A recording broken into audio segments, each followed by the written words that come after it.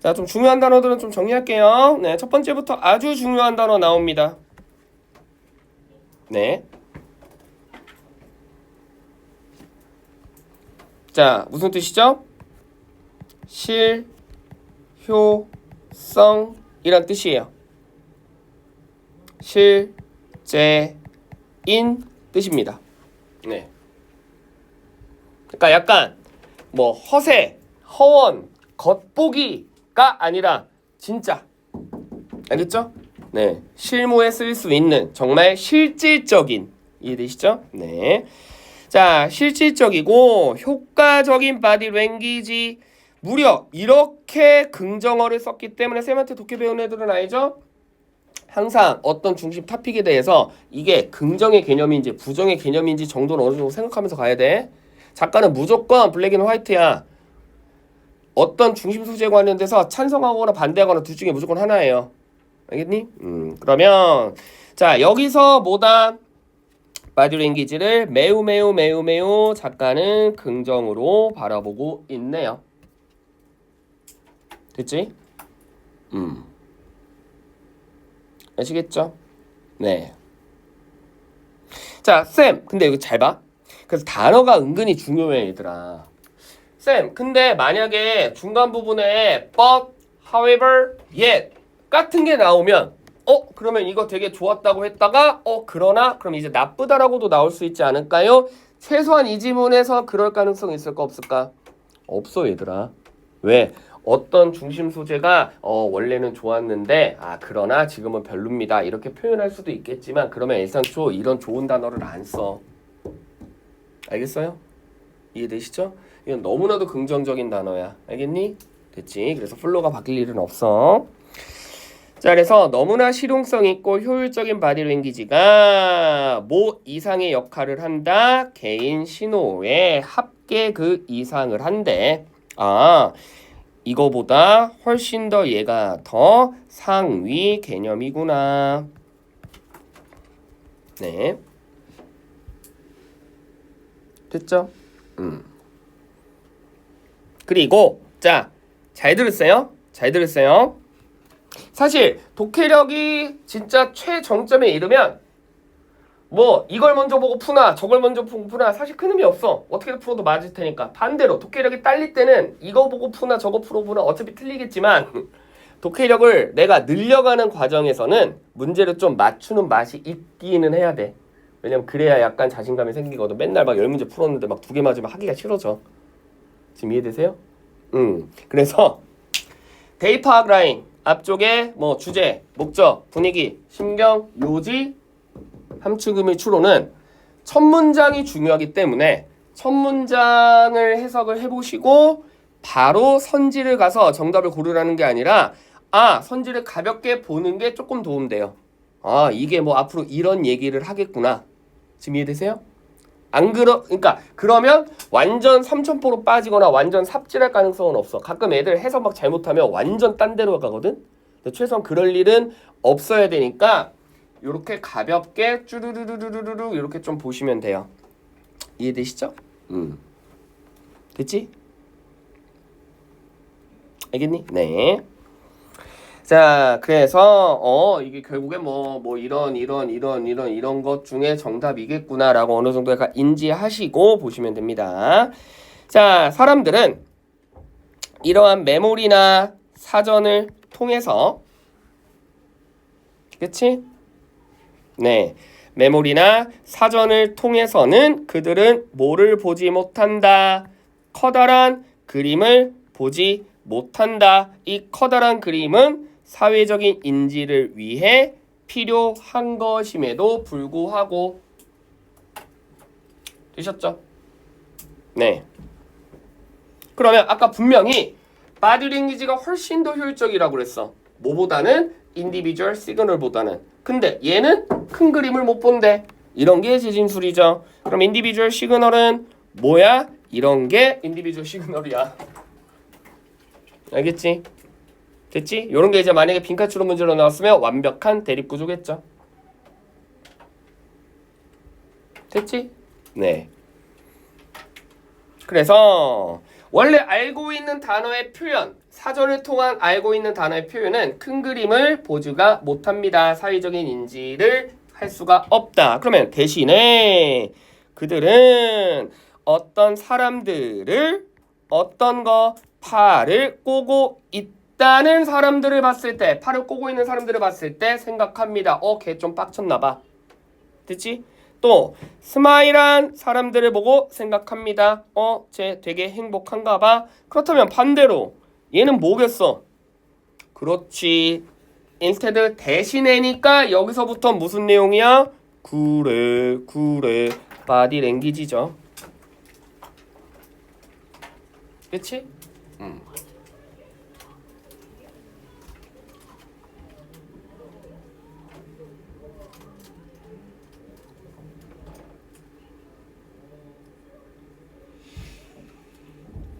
됐죠?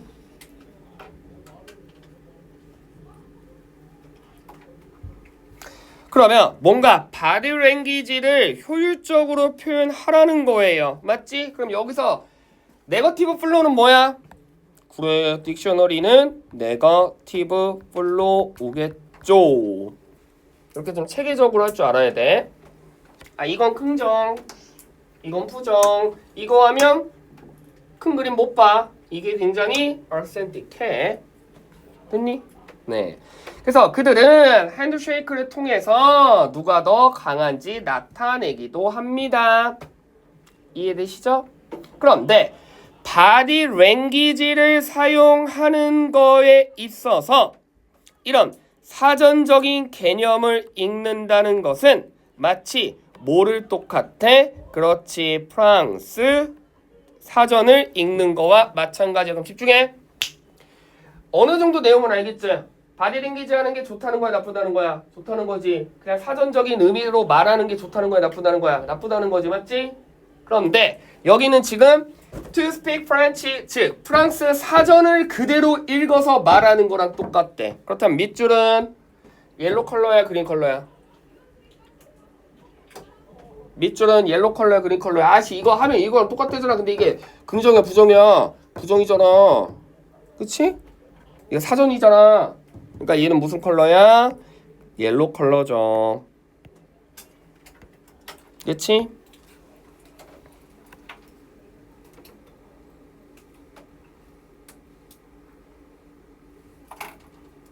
됐니? 네. 즉 부정의 개념으로 가시면 됩니다. 그럼 부정의 개념은 두 가지로 유추해 볼 수 있죠. 첫 번째, 대놓고 산전적 의미만 전달한다가 부정어지만 항상 이거 생각해야 돼. 독해는 봐. 잘 봐. 공부를 열심히 하는 게 당연히 대학 가기 위한 좋은 방법이야. 이건 좋은 방법이지. 노는 거는 나쁜 방법이야. 이건 나쁜 방법이지. 그치? 근데 한 가지 명제가 더 도출돼야 돼. 항상 독해는 이런 식으로 하나 더 생각해야 실력이 들어. 모두 나쁜 방법일까? 공부를 열심히 안 하는 것도 나쁜 방법인 거야. 지금 이해되세요? 이해되세요? 다시 천천히. 공부를 열심히 하면 좋은 대학에 갑니다. 공부를 열심히 한다는 건 좋은 방식이죠? 친구들이랑 놀기만 하면 대학에 못 갑니다. 그럼 친구들이랑 노는 거는 무슨 방식이야? 나쁜 방식이지? 어떤 것도 나쁜 방식이야? 공부를 열심히 하는 게 좋은 방식이라며. 그럼 공부를 열심히 안 하는 건 나쁜 방식인 거야. 이해되세요? 즉 이것도 마찬가지야. 좋은 방식은 뭐야? 바디랭귀지를 어센틱하게 하는 거지. 이펙티브하게 하는 거지. 그치? 바디랭귀지를 효율적으로 사용하면 되게 좋다며. 어떤 건 나쁜 거야? 사전적인 의미, 단어만 전달하는 건 나쁘다며. 집중! 모두 나빠. 바디랭귀지를 비효율적으로 사용하는 것도 나쁜 거지. 지금 이해되세요? 이해되세요? 이해돼? 응. 알겠죠? 즉 바디랭귀지를 효율적으로 사용하는 건 긍정이겠지만 반대로 바디랭귀지를 어떻게 사용하는 건 쓸모없이 비효율적으로 사용하는 건 당연히 네거티브겠죠. 됐니? 그럼 둘 중에 하나 들어가면 되잖아. 그렇지? 그러면 글을 이렇게 조금 분석을 하고 이해를 했다면 수능 독해는 하나도 어렵지 않습니다. 사회적인 문맥을 통해 바디랭귀지를 배우는 건 좋은 거잖아. 그치? 지금 이해됐어요? 이건 좋은 거잖아. 밑줄은 뭐 들어가야 돼? 나쁜 거 들어가야 돼. 됐어? 그 다음 2번 바디랭귀지와 프랑스어를 비교해야 된다. 이건 중심 소재를 벗어난 거고요.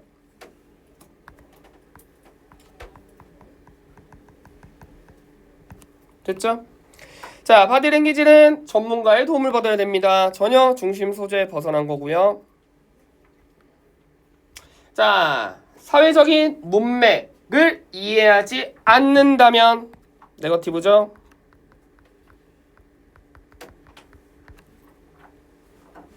됐니? 자, 그들이 원래 본인의 모국어를 배우는 방식. 중심 소재 완전 벗어났죠? 됐니? 즉 2번과 3번과 5번은 중심 소재에서 완전 벗어난 문장이야. 맞니? 뭐 전문가의 도움을 받으라는 얘기도 아니고요. 뭐 프랑스어랑 비교하라 보는 것도 아니고요. 원래 모국어가 뭔지 아무런 언급되지 않았어. 맞지? 2번, 3번, 5번은 전혀 상관없는 거고, 근데 내가 밑줄 무슨 내용 나와야 돼? 이렇게 하는 게 이렇게 하는 거랑 똑같다는 건데 이렇게 하는 게 뭐야? 잘못된 방식이잖아. 그러면 프라이스티브 골라야 돼? 네거티브 골라야 돼? 네거티브 골라야지 같이 주제가 결합되죠. 맞지? 그래서 정답 몇 번? 4번. 됐죠? 아 물론 이건 그렇게까지 막 심오한 글은 아니었기 때문에 그냥 뭐 약간 대충 해석해도 뭐 바디랭귀지가 뭐 이래서 좋겠구나. 근데 뭐 이렇게 하는구나. 해석해도 나오지만 자꾸 이런 식으로 어떤 문장이 같은 관계이고 어떤 문장이 서로 별개의 관계인지를 자꾸 따지셔야 돼요. 쌤이 지금 현재 고2도 최상위권 수업을 하잖아. 알고 있는 애들은 알겠지만 걔네 한 번도 결석 안 하고 겨울방학 내내 수업 진짜 열심히 듣거든? 그럼 걔네가 나와 뭔가 개인적인 친분이 있어서 듣는 게 아니라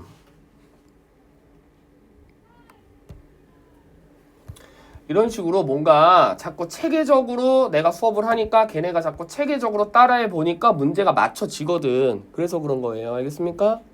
됐죠? 그냥 대충 해석해서 풀면 안 돼요. 그럼 실력이 안 늘어요. 그래서 수능 독해는 다 이런 식이야. 어차피 둘 중에 하나라고 생각하면 되게 쉽으래. 어차피 똑같은 말 계속 하든지 아니면 서로 반대되는 말 이건 좋아요, 이건 나빠요, 이건 좋아요, 이건 나빠요 뭐 이렇게 하든지 어차피 둘 중에 하나야. 자, 요거 하나만 해보고 쉴게요. 자, 무관한 문장도 은근히 오답률이 높은데 자, 그러면 우리가 무관한 문장이란 건 어떻게 풀어야 돼? 그렇지, 여기와 어디까지는 여기까지는 사실 이 글이 맞다는 얘기잖아. 그치? 최소한 틀렸다면 1번부터 틀린 거기 때문에 이건 무조건 맞다는 얘기니까 이건 진짜 꼼꼼히 디테일하게 읽어야 되죠. 가끔 애들 이거 첫 문장 그냥 휘르르르 읽고 넘어가. 이게 사실 제일 중요한 힌트야 얘들아. 알겠어? 이 문장을 이해를 여러분들이 했냐 안 했냐에 따라서 이 문제를 맞출 수 없냐 맞출 수 있냐가 결정돼. 됐습니까? 아시겠죠? 네. 자, 시작할게요. 자, 간호사들은 pivotal position. 네. 주석으로 안 달았네. 원래 pivotal position 주석으로 보통 달리는데. 뭐 중요한 단어기는 하죠. 무슨 뜻이죠?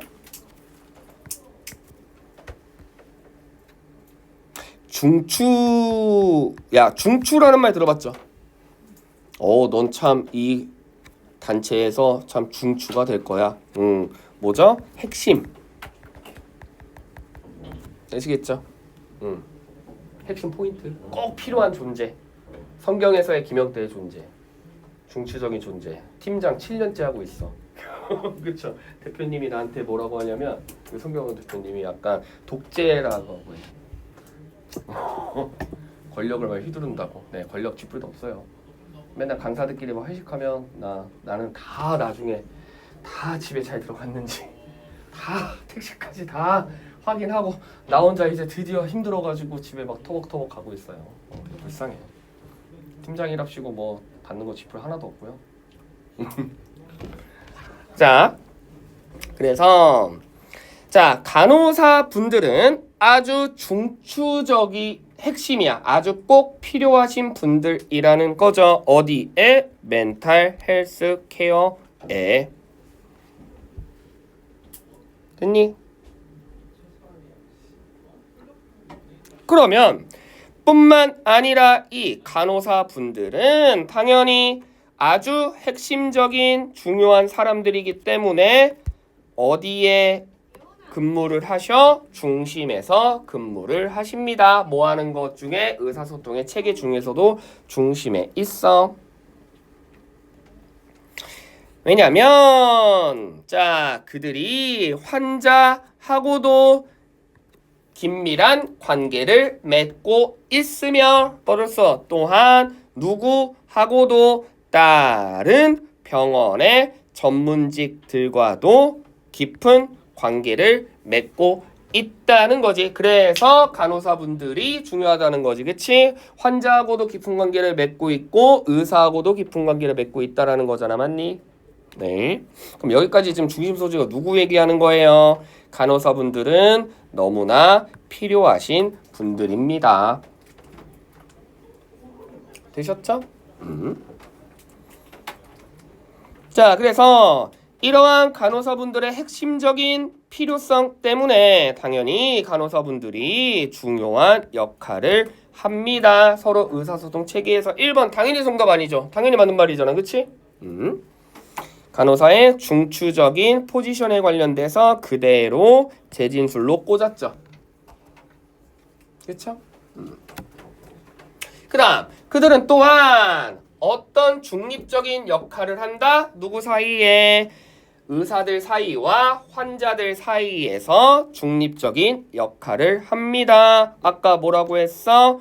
컨택트 릴레이션. 얘도 똑같은 그대로 갖다 꽂은 거죠. 뭘로? 비트윈으로. 그치? 환자들과도 잘 지내야 되고 의사들과도 잘 지내야 돼. 맞죠? 네. 되셨죠? 그래서 기억나니? 이거 무관한 문장 쌤이 원래 정규반에서는 내 독해 수업 들었던 애들이 있는데 무관한 문장은 그냥 해석하다 보면 다 약간 그 말이 그 말 같아. 가장 오답이 되는 오답이 되는 포인트는 뭐냐면 중심 소재가 전환되는 거야. 내 말이 이해돼? 근데 얼핏 보면 비슷한 내용으로 나와 있기 때문에 그러니까 예를 들어 봐봐. 힌트 줄게. 자, 영태쌤이 성경에서 되게 아이들을 위해서 되게 막 열심히 막 진심을 다해서 막 잘 가르쳐줘 라고 막 뭐 얘기했어. 그래서 영태쌤이 뭐 어쩌고저쩌고 그러니까 긍정 부정은 달라요. 뭐 영태쌤이 좋은 분이었지만 갑자기 또 어느 날 갑자기 막 졸라 빡쳐가지고 막 화나길래 좀 무섭기는 해. 뭐 이런 것도 결국 나라에 대한 얘기잖아. 그런 거 무관한 문장이 아니라고. 알겠습니까? 이해됐죠? 근데 지금 영태쌤이 얘기하다 말고 근데 애새끼가 그렇게 영태쌤이 막 열심히 가르쳐줬는데 애새끼가 철이 안 들어가지고 막 뭐 숙제도 하나도 안 해오고 뭐 뻘짓하고 앉아있다. 무관한 문장이야. 왜? 중심 소재가 영태에서 누구로 바뀐 거야? 학생으로 바뀐 거잖아. 지금 이해되시죠? 근데 얼핏 보면 다 뭐 그냥 뭐 학원 얘기하는 것 같다 보니까 애들이 혼동하는 거죠.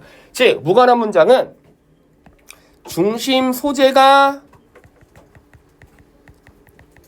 체인지 되는 경우가 가장 정답일 확률이 높아요. 저러면 안 된다는 거야.